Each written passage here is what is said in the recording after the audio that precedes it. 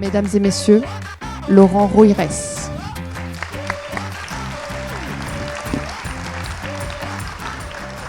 C'est à vous. 2009-2019. Nous nous sommes amusés à remonter le temps et reprendre vos documents il y a 10 ans, documents de référence, brochures d'Assemblée Générale principalement, avec les instruments de mesure que nous avons aujourd'hui. Alors, il y a quelques petites choses qui n'ont pas bougé. Les formats des documents. Curieusement, le nombre de pages n'a pas autant augmenté que cela, à part pour les établissements financiers qui ont une réglementation nouvelle très importante.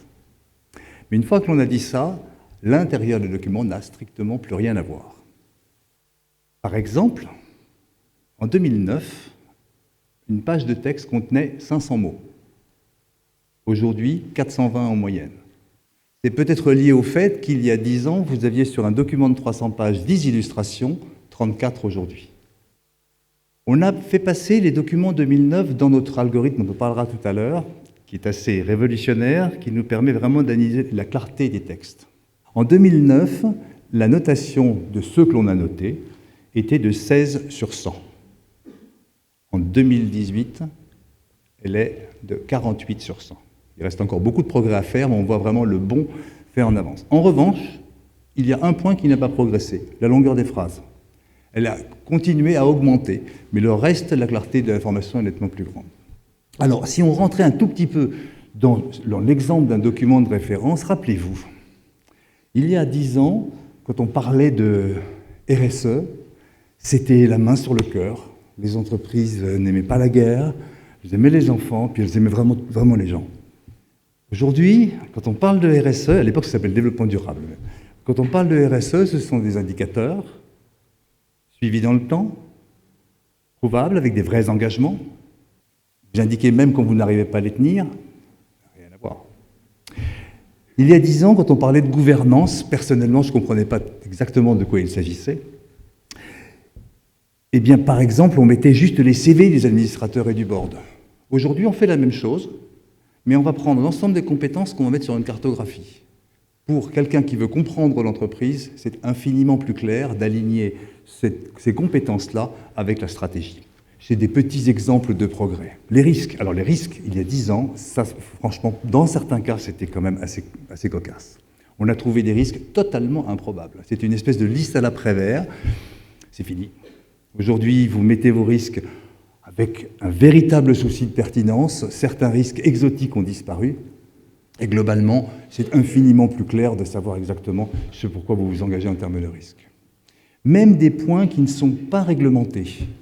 Par exemple, un document réglementé, globalement, c'est une photographie du passé. Pratiquement toujours. Sauf que là, les lecteurs ont eu un besoin d'avoir votre vision de la prospective, de la stratégie. Eh bien, ça a été vraiment le développement des messages du président, le développement des premières parties essayant d'expliquer un certain nombre d'informations prospectives, y compris des rapports intégrés qui intègrent le document de référence. Tout cela améliore très nettement la qualité de l'information. Globalement, on peut prouver que pratiquement sur tous ces points-là, la transparence, le travail du régulateur et bien sûr votre travail a permis vraiment des documents infiniment meilleurs. Sont-ils bons? Ça, c'est de la perception. En tout cas, on peut prouver qu'ils sont meilleurs sur un certain nombre de critères objectifs. Alors, tout cela pour dire qu'on a beaucoup avancé. Le chemin à venir est à peu près le même. Il y a autant de progrès à faire, notamment sur la qualité du langage. On en reparlera plus tard. Et donc, cela nous a donné la responsabilité d'ouvrir ces grands prix. Quand quelque chose fonctionne, il faut essayer de le faire fonctionner au plus large. Et pour la première année, à l'occasion des 10 ans, nous avons ouvert la transparence à l'asset management, en examinant avec un partenaire qui montera sur scène tout à l'heure les sites internet des grands asset managers, sur la partie transparence comme toujours. Et puis également les rapports prudentiels des assureurs et des mutuelles, nouveaux documents réglementés que l'on a souhaité analyser. Évidemment, on l'a fait avec des critères beaucoup plus,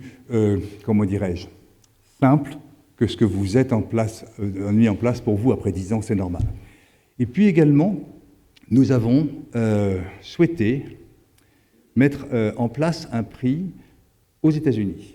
Donc on a examiné les 250 sociétés les plus importantes des États-Unis en matière de sur le document qui est le Proxy Statement. Et nous aurons le lauréat américain tout à l'heure sur scène qui est venu jusqu'à nous. Voilà. Je vous souhaite une excellente soirée. Je peux vous dire qu'on a encore beaucoup de chemin à faire, mais ce qui a été parcouru comme chemin est magnifique.